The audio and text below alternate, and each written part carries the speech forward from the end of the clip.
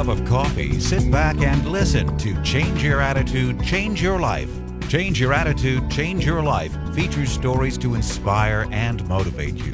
Live your best life now. Listen, learn, think, and decide. Change your attitude, change your life. Visit cyacyl.com.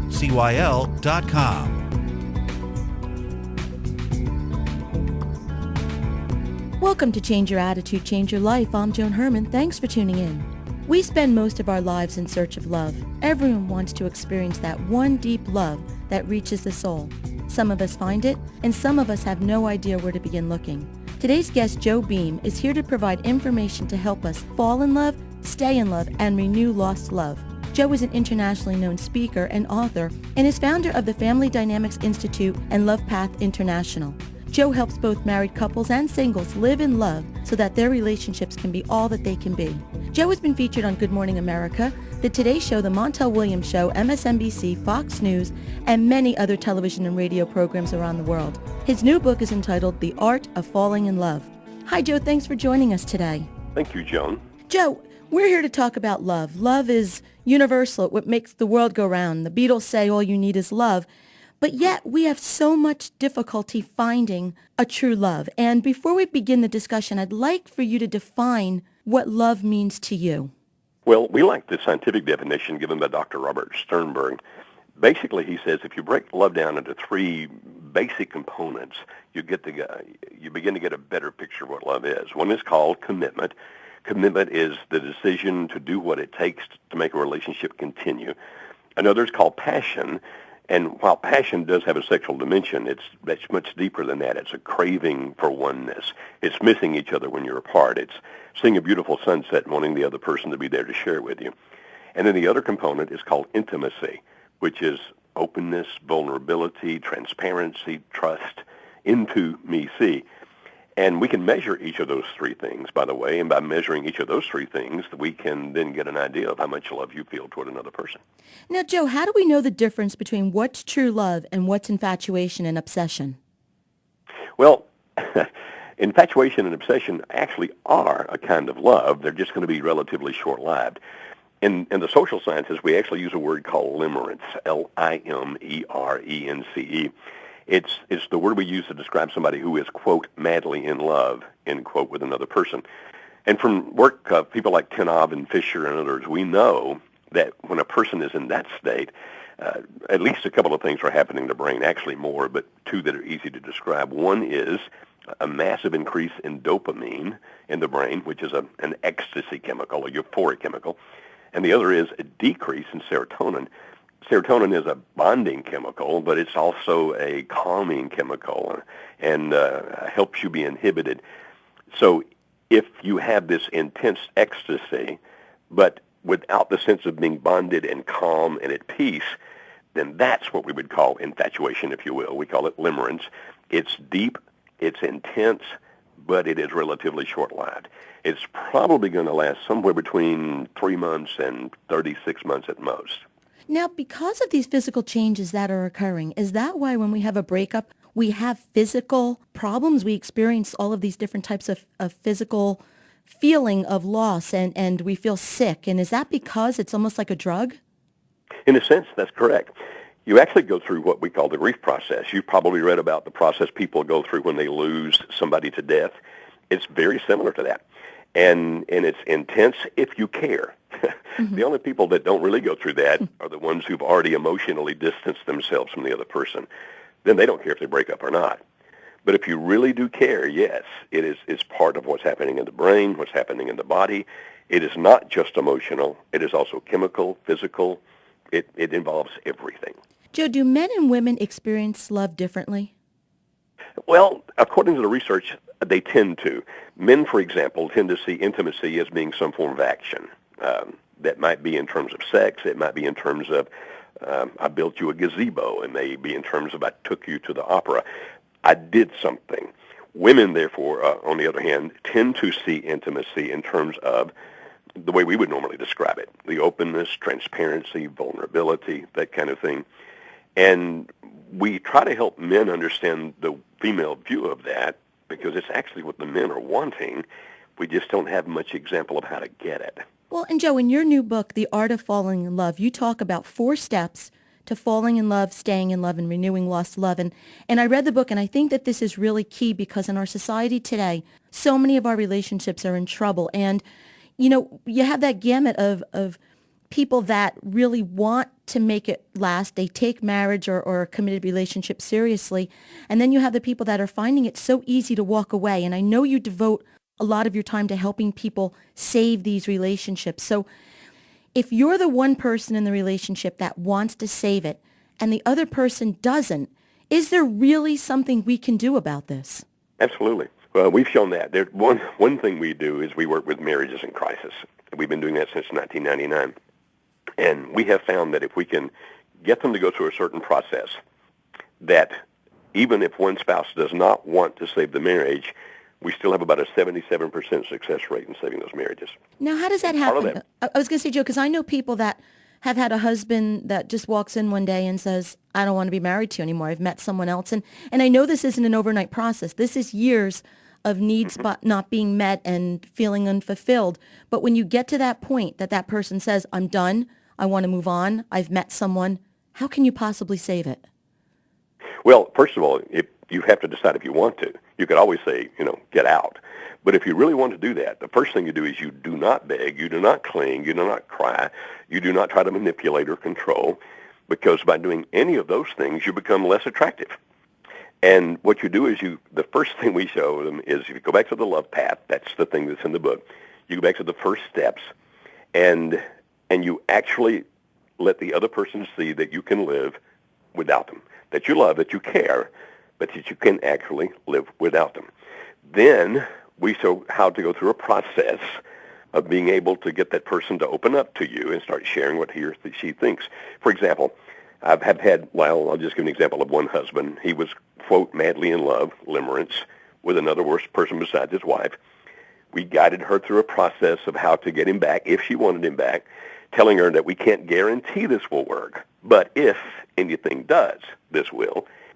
And I remember him calling me and saying, I'm confused now because my best friend has become my wife, and now I don't know what to do about my lover. And as with thousands of other marriages, we were able then to help them put that thing back together, and they're happily married to this day. Joe, let's step back for a moment, and you mentioned the first step in the process, and that's attraction. So what you're saying here, to find love, to be loved, to save a marriage, you need to really, if I'm understanding correctly, you need to work on who you are, to be strong within yourself, to love yourself, so that when you're comfortable with who you are, what you offer, all that you can be, you're then attractive to other people. Is that correct? Yes, absolutely. You can't love anybody you don't accept as they are, even if that person is you. And so true love for myself would be accepting the fact that I'm not perfect, I am flawed, but knowing that I have good aspects as well. And so, yes, that self-concept is extremely important, yes.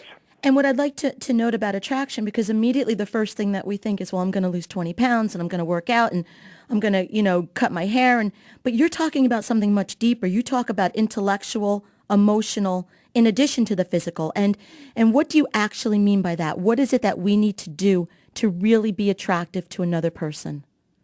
Well, of course, the physical attraction is there. That's part of life. We see that. But the intellectual attraction basically says, this is a person that I can talk to. We can understand each other.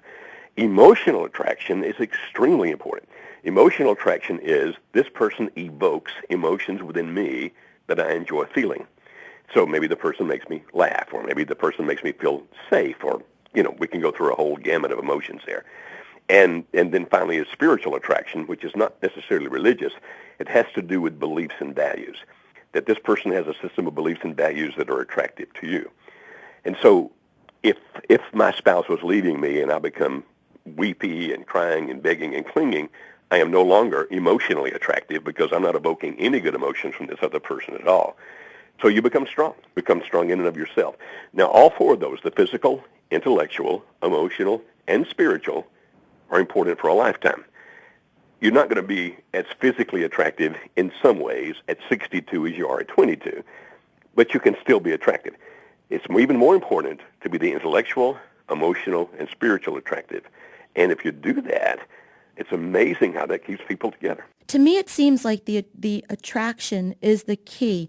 And I think, and correct me if I'm wrong, but is this what happens with our long-term marriages and relationships when we stop talking to each other, we take each other for granted, we stop becoming friends, and we're just not attractive to the other person? Is that at the root of our problem? That's very, very much at the root of our problem. As a matter of fact, we even see that in the second step, which we call acceptance. Acceptance is that ability to accept the other person as he or she is. And when a couple quits talking to each other, and typically, by the way, that happens when one feels condemned or judged or corrected or chastised, or pick your word there. When one begins to tell the other, no, you don't think that, you think this, or you shouldn't feel that, you should feel this, that's when that person finally stops talking.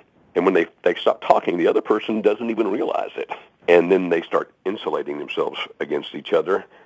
And all too often, there's somebody else who will come along who will listen to you. Yeah, because it's something new and everything is exciting. And like you said, we then have all of those chemical reactions that are going on. And what was rote and boring and just mundane, everybody, of course, is going to start thinking about, this person makes me feel attractive. They make me feel younger.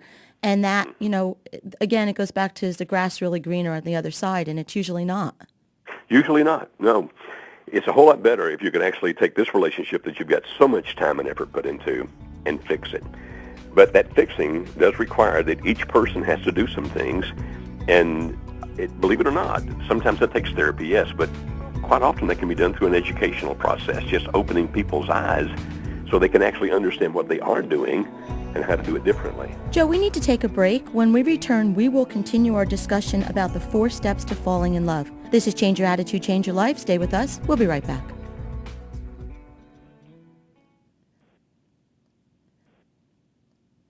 Welcome back to Change Your Attitude, Change Your Life. I'm Joan Herman, and our guest today is author and speaker Joe Beam. Joe's new book is entitled The Art of Falling in Love.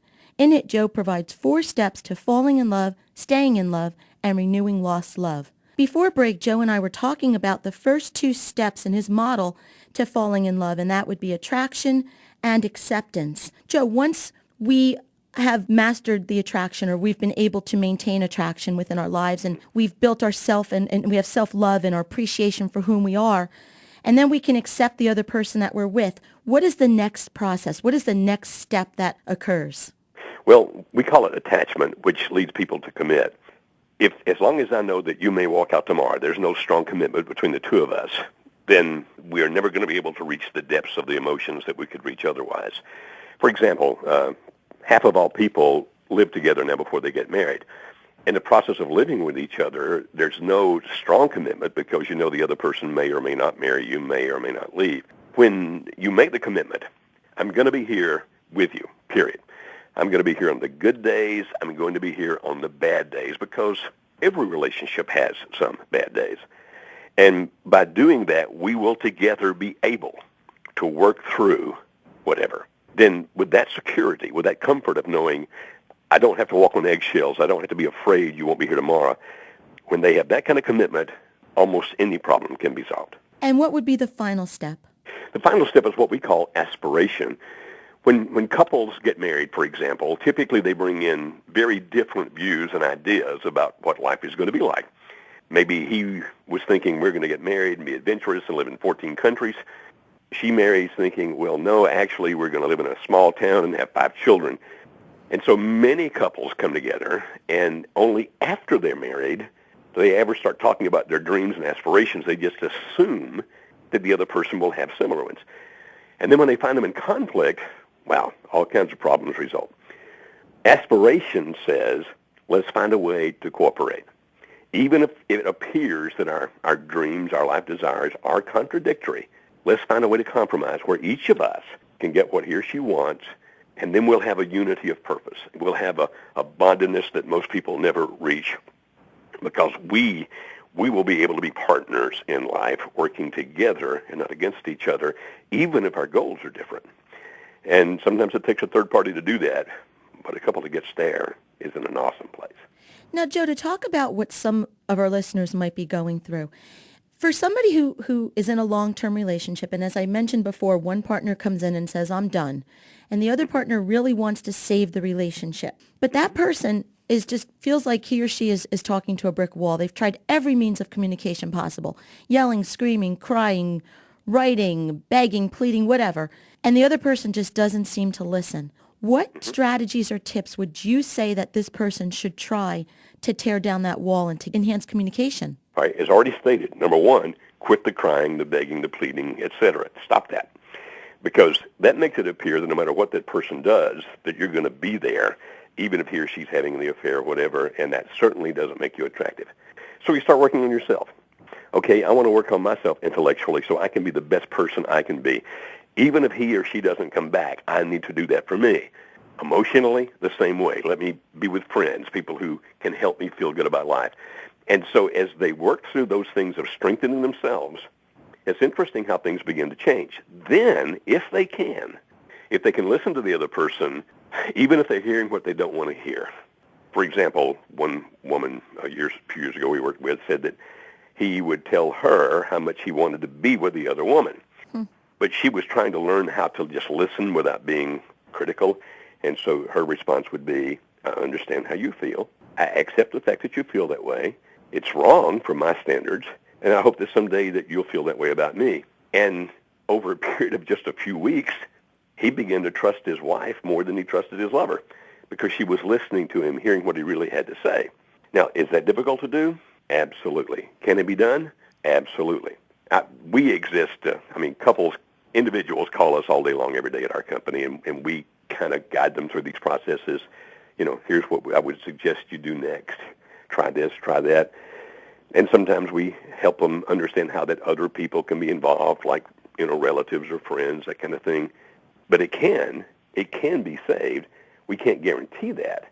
But we know from experience that about 3 out of 4 marriages can, even if one is in love with somebody else. And the key is to eliminate the knee-jerk reactions, because as you're saying that story, I'll tell you honestly, what popped in my head is to say, all right, go ahead, go to her. And that's what we have to get away from. And you explain that very eloquently. So you need to get rid of that emotional knee-jerk response. You need to have empathy, sympathy, whatever for the other person, understanding. And as you're saying, if you stay on that course, if you repeat the same pattern of behavior over and over, you will be able to break down that wall.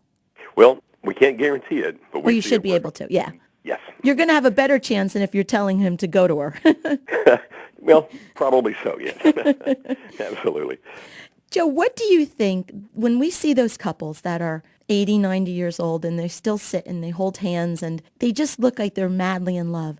What is it that they have that we don't have? What have they figured out?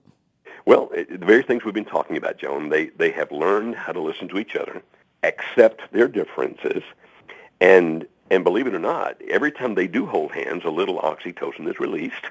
When they hug or kiss, more oxytocin is released. If they sleep next to each other in the bed and cuddle, more oxytocin is released. If they make love to each other, a lot of oxytocin is released. And so what they've done is they've given themselves to each other, and so they really are that deeply in love. That's the kind of passion we really need. It's not as intense as the passion of infatuation or early love, but it's much deeper, much more fulfilling, like you are a crucial part of my life, and I want you there for everything. Well, and what you just explained, when a couple starts to have problems, we tend to do the opposite of everything you just said. We don't sleep together. We don't speak to each other. We spend time apart.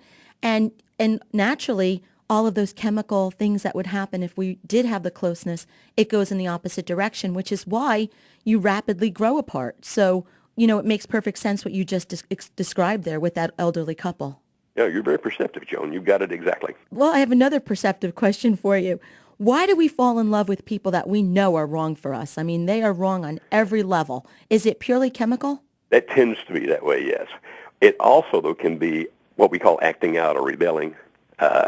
Here's the woman who is living in a small town. She's a member of the biggest church in town. She's got 5 children, and then she leaves her husband and her children for a drug dealer across the tracks.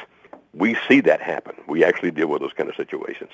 But typically in those situations, it's not just chemical. She's actually rebelling against something. I mean, she's acting out. It might be against what her religion is. It may be against her parents. It may be any number of things. But it inevitably winds up being very destructive.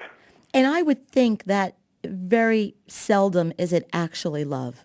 It's like you said, it's a There you lot of go. other things, but it's not that that real deep, true love that we all aspire to find. No, as a matter of fact, and this is kind of an intense illustration of it, but just the other day, a woman who was leaving her husband for a guy who is in the subculture, drug dealer, one of her friends who was religious said, well, what if, like in the Old Testament, God decides to take your child because you're doing this? Her response was, let him pick which one. I don't care. I deserve to be happy, which is not typically what you would hear from a mother, which means that those emotions are so intense that she's not even acting like you would expect her to act. The book is The Art of Falling in Love by Joe Beam. If you'd like more information about Joe and his work, you can visit his website, which is joebeam.com. That's B-E-A-M, joebeam.com. And as always, you can visit our website, which is CYACYL.com. That stands for Change Your Attitude, Change Your Life. While on our site, listen to past shows as podcasts, read the digital magazine, sign up for our mailing list, and now take part in the CYACYL book club. Joe, thank you so much for spending time with us. The book is wonderful. Anyone who wants to try to find true happiness in their life, I recommend that you get a copy of The Art of Falling in Love, 4 Steps to Falling in Love, Staying in Love, and Renewing Lost Love by Joe Beam. Joe, best of luck with your book. I would love for you to come back. There's so much that we can talk about on this topic. Oh, I would love to, Joan. You're very interesting to talk to. I like the way you think. Well, I'm glad someone out there does. Thank you for saying that. This is Change Your Attitude, Change Your Life. I'm Joan Herman. Thanks for tuning in.